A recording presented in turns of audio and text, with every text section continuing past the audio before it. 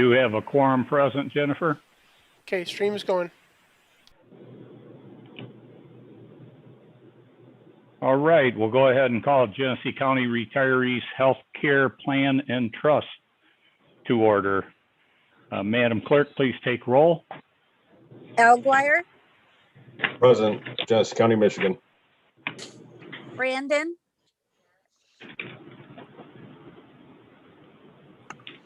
Galida, Present, Genesee County, Michigan. Gorman, Present, Genesee County, Michigan. Pepin, Present, Davison, Michigan. Potberry, Simpson, Present, Genesee County, Michigan. Young.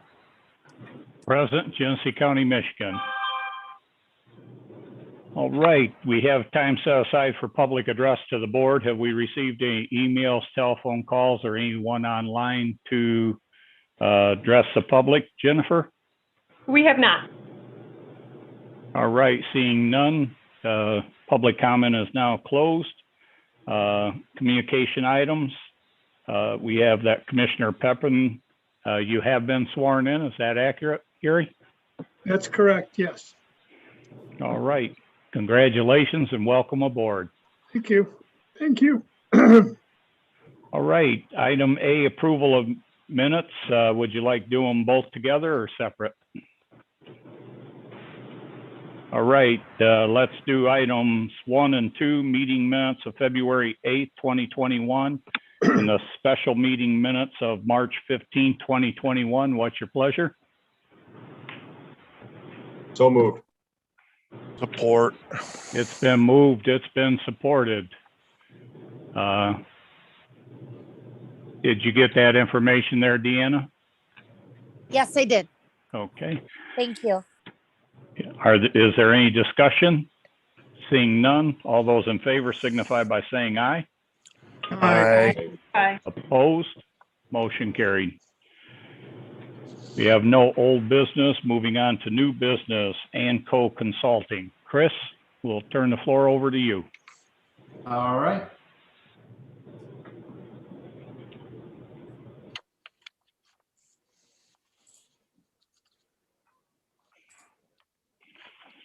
I hope everyone sees the performance report in front of them. I'm going to run through the kind of the first quarter markets and the performance for the fund. We had a really good first quarter, particularly on the equity side. You'll see that the S&P was up about 6%. The small caps, that's what we refer to as the Russell 2000 index. You can see we're up over 12, almost 13. And really, the markets have been kind of on a tear ever since November when we got the vaccination news out of Pfizer and then shortly thereafter out of Moderna. As said, we've also seen kind of here in 2021, some stimulus coming out of Washington, which has kind of spurred the economy on as well, or at least the markets on, with the expectation that the economy is going to be following shortly thereafter. So as I said, the infrastructure program, some of the other programs that the new administration is putting forward should have very positive economic impacts. The one downside is that the fixed income market is looking at the potential for inflation climbing here in the near future. And so that's weighed on the fixed income markets in the first quarter. You'll note that those Bloomberg Barclays, those are the green bars, those are all fixed income benchmarks.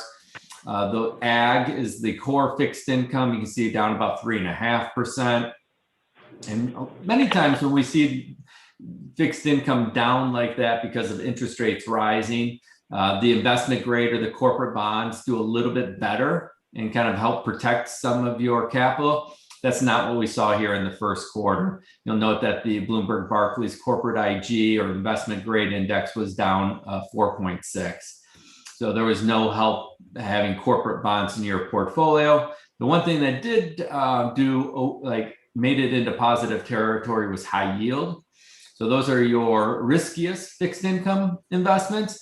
And they typically have somewhat of an equity association with to them. And when I say that, it just means that when we think the economy is doing well, that typically is a good environment for stocks. And it also means that those riskier lenders are more likely to pay off their debt because the economy is going in the right direction. So that's where we see some of the high yield do a little bit better in these type of environments, even though interest rates were rising. I will point out, if you look at the bottom chart, those are our 1 year results, just some incredible performance there. It's, when you look at this graph, you have to kind of realize the relationship there. Though that Russell 2000, remember those small cap stocks, up 95%. In comparison, that Bloomberg Barclays Core or Ag up 0.7%. So just an incredible difference between what kind of the risky parts of the market did over the past year and what the safest parts of the market did over the past year. I do want to point out that, March 31st, 2021 almost marks to the day when the rally started in the equity markets. It was a couple weeks, it was actually about a week earlier. So March 23rd or so was actually the start of the rally in 2020.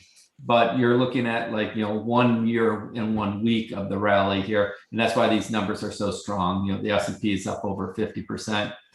The international market's a little bit weaker. You can see about 40%, or excuse me, 40 to 50% in that range. So just an incredible run kind of post the crash that we had in the first quarter of last year. Any questions there? We do have our S allocation. You'll note we're outside on our cash. That's due to a contribution that came in earlier. I will point out, it's very difficult managing the allocations on this fund, and we'll see that in a second here. If we go forward a couple pages. There. So this is the financial reconciliation for the quarter. You can see we started with just under $12 million. We had contributions of about 1.4 and then distributions of about 3. I would say that's probably a typical quarter for us, where we're down roughly $1.5 or so million that's going out. And then you can see kind of the investment return there. And then we ended at just over $10 million. As I said, we do see, pretty big swings for a fund of $10 million to have, $1.5 million going out each quarter. As I said, it makes it difficult to manage the allocations because we're seeing such a large percentage of the assets leaving, or potentially with contributions coming in. And I think if we look at that's the year to date. So that does make maintaining the RL allocations a little bit challenging. You'll note performance here, we were up just over 1%. And, we just shifted from that low ball strategy to that S&P 500 strategy right at the end of the year, at the end of the quarter. So we don't have any performance at this point. Remember, the LS was why we had the special meeting, as they were the employees had left to form their own firm. The one, I would say, good spot in our portfolio is the Telamus intermediate fixed income portfolio. You can see actually held up nicely in what was a very challenging market. If you look closely at that portfolio, you're going to find it's actually very short-term oriented. Most of the bonds mature in the next year or so. And so it does not have the interest rate risk associated with the benchmark that we're comparing. And that's why it held up as well as it did in that period of time. That said, when we look out some longer periods, like at the 3-year, you'll note that it's quite a bit behind.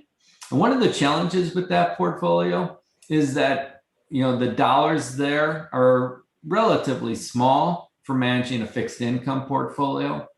And so it's not as easy to diversify fixed income portfolios as equities. And that's a challenge that they face using a separate account structure like we have. So when we look longer term at the total fund level, you'll note that we're in the 5% type returns over the last 1, 3, 5 years. I will point out, these are going to be quite a bit lower than what you would see on the pension fund. It's a much more conservative approach here. And as I said, we've seen kind of cash dominating performance for this fund, I would say over the last year, or actually probably the last 2 or 3 years, as we've seen sizable contributions coming in from the county and then distributions leaving from the plan to pay benefits. I'll pause. Any questions there?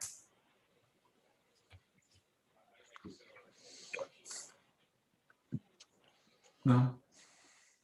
I'm gonna jump ahead here. If I do it this way. I do have a quick update for the April markets. You'll see once again very positive results from the equity side. You know, the S&P was up about 5%. The Russell 2000 members are small cap stocks. That was only up about 2%.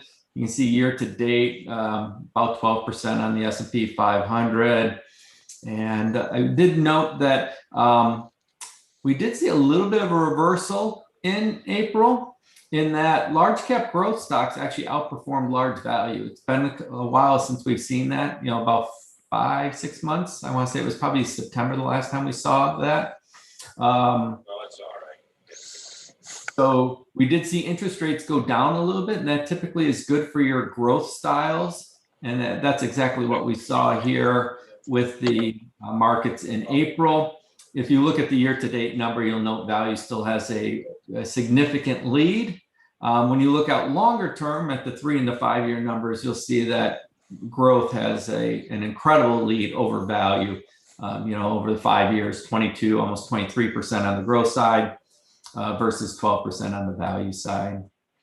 I mentioned interest rates actually went down a little bit. You'll see that in that next group down where it says fixed income US Ag, up about 0.8% for the month, still in negative territory for the year to date number. You can see down 2.6. And that really is associated more with the interest rates kind of taking a little bit of a breather on their upward climb that we've seen here so far in 2021. Do have some updated market values. And you can see that new Comerica S&P 500, just under $3 million. That core Telamus account you can see is about 1.5. And then in cash, we have about $7 million. As I mentioned, we spend quite a bit of that each month. So, you know, at this point, we probably have like 2 quarters worth of cash available to cover benefits. And, you know, at last check, we're kind of waiting to see what the budget will hold for 2021, 2022 from a contribution standpoint. And so before we put any of that money to work, the idea is we want to make sure we see funds coming in so that we know we don't have to spend them right away.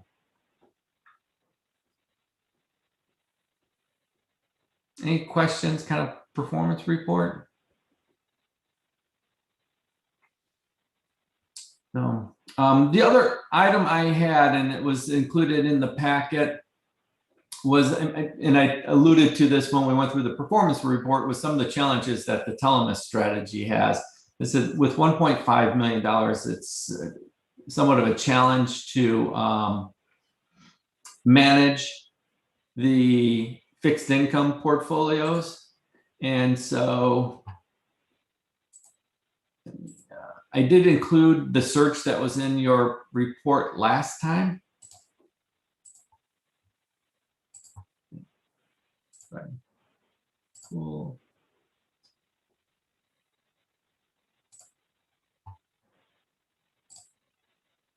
Hopefully that just popped up. There. We did have 3 candidates for your consideration as a replacement for the Telamus strategy: Baird, Metropolitan, and Western. The cheapest of the group is going to be Baird. I would also point out it's probably the most conservative of the 3. And in the case of the Metropolitan, we would need to find an exemption to see if we can get in to the cheaper share class. I would tell you at 71 basis points or 0.71%, I could not recommend that strategy for this fund. So so those were the three candidates we thought would make sense as a potential replacement on the fixed income side. Flip forward, just a little background about the firms. I think we ran through some of this last quarter. The two based out in California, Metropolitan and Western, Baird, kind of your Midwestern version out of Milwaukee. All of them are really using team approaches to managing them. Take a quick look on this. This gives it a little bit of a strategy difference. The biggest difference I would tell you between the three is going to be the where it says the duration. The Baird, you can see, is neutral. They're going to match the index's interest rate exposure. So if it's 4 years, which is about where the intermediate benchmark is, that's exactly where they're going to go. In the case of Metropolitan and Western, they both are going to actually move around their duration exposure in the portfolio based on where they see interest rates going. So if they think interest rates are heading higher, they're going to actually have a little less interest rate exposure or shorter duration. If they think interest rates are heading lower, then they're going to do the opposite. So they use that as one of the tactical ploys to actually generate returns. Sometimes it works, sometimes it doesn't. I would also say within the bond selection of the two, you'll probably see that the Baird portfolio is going to be a little bit more conservative than the Metropolitan and the Western, meaning more traditional corporate bonds and less use of what I would say are some of the newer and maybe more exotic fixed income instruments that are out there that you might find in the Metropolitan and Western portfolios. And then MetWest, I should point out, able to put about 10% of their portfolio into below investment grade, able to put about 10% of their portfolio in foreign bonds. And in the case of Western, you can see about 25% in those foreign issuers, much more kind of meat and potatoes with the Baird, where they're not using any of those kind of extra categories.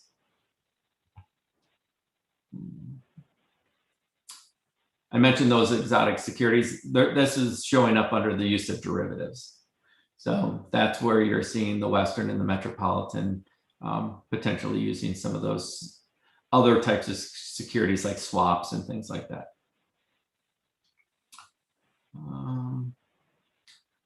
The numbers here are pretty similar. The ability, as I mentioned, with a $1.5 million portfolio to put the money to work, you can see we'd be looking at mutual funds here. We're all of a sudden again going to have 500 plus securities in the portfolio versus what we really have is just a handful in that Telamus strategy. So much better diversification, and with that also comes better liquidity. So if we have to sell bonds out of that portfolio, transitioning them from a mutual fund, we'll have daily liquidity. I will tell you that the bonds in the Telamus portfolio are very, very high quality, so we shouldn't have any issue there. But whenever you're talking about individual names, there's always the potential. All right. I'm going to jump ahead to some performance. But here's a quick snapshot of the different managers and how they look. I think you'll note that the Western probably comes across as probably at the top of the list, followed closely by the Baird and the Metropolitan West portfolio. I think the key here is that they're all above the benchmark or the black box, which is the Bloomberg Barclays Intermediate Government Credit Index, which it would be the appropriate index for all three of them. And that they rank, kind of in the top half of their peer group. I will point out this is all done on a net of fee basis. So the index doesn't have any fees. The managers obviously do have fees. And it said this is showing their net performance. So, if you're looking at the 10-year number and you see you've outperformed by 61 basis points, you really did outperform by 61 basis points. You don't have to factor fees in. Got the calendar year performance here. So most times they were pretty close to each other. You see a couple years in here, like a 2012, where all of a sudden the Met West portfolio looks particularly strong. I said, other than that, they typically are pretty close to each other. And this is one chart that I like, the top one. What this is showing is how often the managers outperform the benchmark over a rolling 3-year period. And so when the line, the colored lines are above that black dash line, that means the manager has outperformed, meaning when I bring you a performance report and we look at the 3-year results, they're going to have beaten the benchmark. So how often that they're above that is, a good indicator of how consistently they outperform. And so you'll note that the Met West is the one that kind of probably has the greatest variability there. The blue and the green strategies of the Bear and the Western, I would say, are pretty consistent. You'll note that, first quarter of last year, all 3 of them took a dip below the line. Remember, that's when corporate bonds sold off very hard. They were all overweight corporate bonds, hurt their 3-year number. When the market recovered in June last year, they all popped back above. So I think with that, maybe I'll pause and see any questions the trustees might have.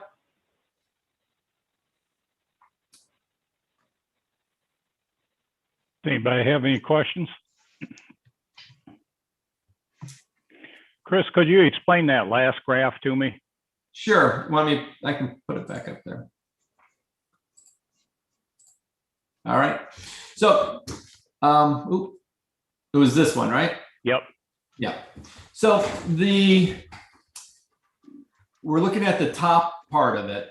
And what we do for this graph is we look back over a 3-year period. So if you look at the very last part right here, this would have been year end 2020. And what we would do is look back 3 years from there and say, what did the benchmark do? So in our case, let's say the benchmark did 2%. Then you would take a look and say, okay, how did these managers do? And what you would see is like the Western portfolio, let's say call it 2.5%. The Baird and the Metropolitan look like they're probably coming in about 2.3% or so like that. So we plot that 1 point, and then we go back 1 quarter, and then we go 3 years back from there. So then we're going like September 30th through September 30th, the 3-year window ending, in 2020, and plotting that point. So each one of these represents a 3-year look back. So as I mentioned, this one would be going back to the start of the second quarter of 2017 and ending the first quarter of 2020. So that 3-year window, and that's where you can see they underperform. Each period is a 3-year look back. And that's why I say when I bring you the performance report, I think, any given quarter, a manager is going to outperform or underperform. The idea is we want to see managers that consistently outperform over 1 and 3 years. And this chart really shows you how consistent they are at outperforming.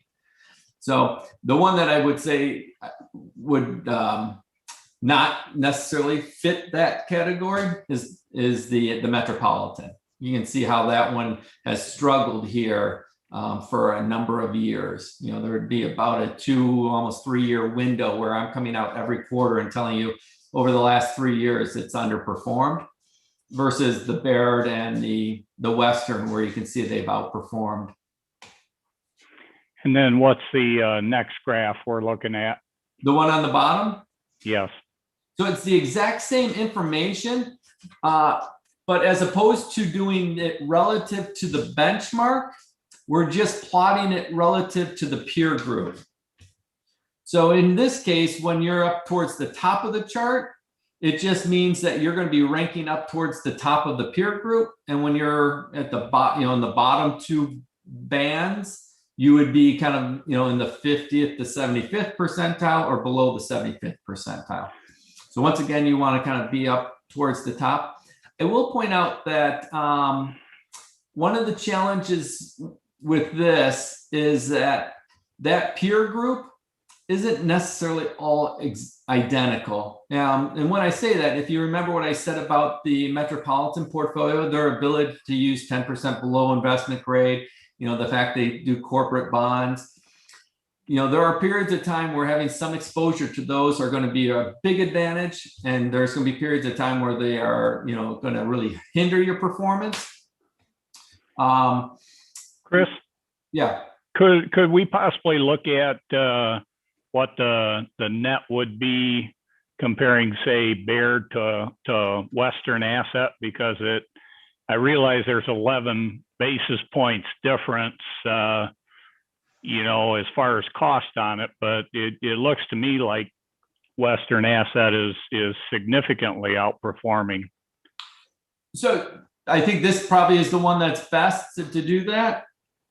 And what this would show you is if you look at the 5-year number, Western, and these are net. So over 5 years, the Western Asset has about a 50 basis point advantage net. And over the 10 years, it's about 30 basis points. Over the 10, did I say 10 years? 10 years, 30 basis points. Okay. Yeah, it just looks like that I mean, if we got that 30 basis points, it'd be a good trade then for us, Western over Baird, no? Yeah. So the only difference there is, I would tell you, the Western is a little bit more aggressive than the Baird. So it will use what I would say are some of the derivatives in the fixed income market. I will also point out they're very good at it. Where with the Baird strategy, I called it the meat and potatoes. This is something like when you look through their portfolio, you're going to recognize not every, but you'll recognize the names of the corporate bonds in there. You'll see lots of treasuries in there. It's going to be almost all agency mortgage-backed securities if they have any. I mean, it's. Would you have any hesitation to recommend Western over Baird versus the minimum investment? No, I don't think you could go wrong with either one of them. And I would tell you, when I was mentioning the kind of the current market environment and suggesting, inflation creeping into the system and that interest rates might be trending higher. If Western is able to shorten their duration relative to the benchmark, it might provide some better protection than the Baird. Remember what I mentioned about Baird? They're basically going to just be neutral to the benchmark. So if we see losses associated with interest rate risk, there's a potential Western might actually perform better in that scenario. So there may actually be a little bit of a tailwind associated with that Western, or I'd say maybe a slight advantage right now to using them over the Baird. So do you have any recommendations as far as reinvesting this money in that direction? As I said, it sounds like as long as we're comfortable with that, I'd recommend using the Western strategy. So what would you like the motion to read as? To transfer the assets from the current Telamus portfolio to Western Asset in their intermediate bond fund. Okay. Does anybody have any Mr. questions Chairman, on that? Please, I'd Gary, sup- go ahead. I would support that motion. Would you like to make that motion? Yes. Okay, is there any support for it? Simpson, support. Then moved and supported. Is there any additional discussion on it? Seeing none, all those in favor signify by saying aye. Aye. Aye. Opposed? Motion carried. We got the big thumbs up from Bob, so we're good. There. Sorry. No problem. So, all right, so that motion does pass. All right, you want to continue, Chris? Or is that it? That's all I have for you today. Thank you very much. All right. So we do have, we did receive the investment performance review. So I would entertain a motion to accept and file the ANCO consulting report. So I'll move that. I'll support. It's been moved, it's been supported. Is there any further discussion? Seeing none, all those in favor signify by saying aye. Aye. Opposed? Motion carried. Thank you. Next time we have, thank you, Chris, appreciate that. We put you through a ringer between the earlier meeting and today, so. Next time we have C2, summary of billing expenses through April 30th. What's your pleasure? So moved. It's been moved. Is there support? support. It's been moved. It's been supported. Is there any discussion? Seeing none, all those in favor signify by saying aye. Aye. Opposed? Motion carried. Next time we have C3 amended VEBA budget. We'll let, who's running this one? Jennifer? Yes. Yes, so we need to amend the budget due to the IRS audit. We need to change the service contract for the secretary recorder to salary temp. And then also we have an additional $5,000 worth of work on the OPEB from the actuary due to the court injunction. Okay. And that's all I have for the amendment. Thank you. At this point in time, I'd entertain a motion to amend the VEBA budget report accordingly. I'll move.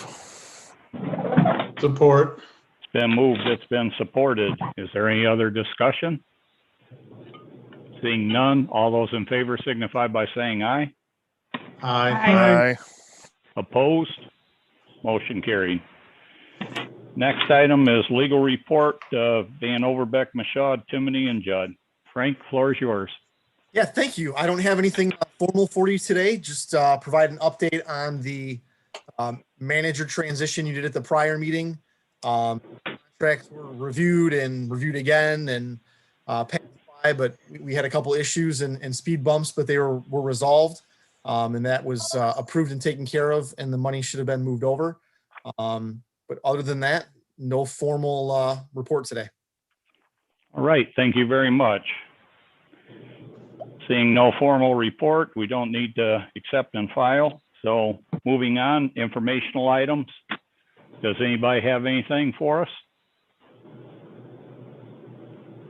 Seeing none, no other business. We are now adjourned. Thank you, everyone. Appreciate you coming. Thank you, everyone.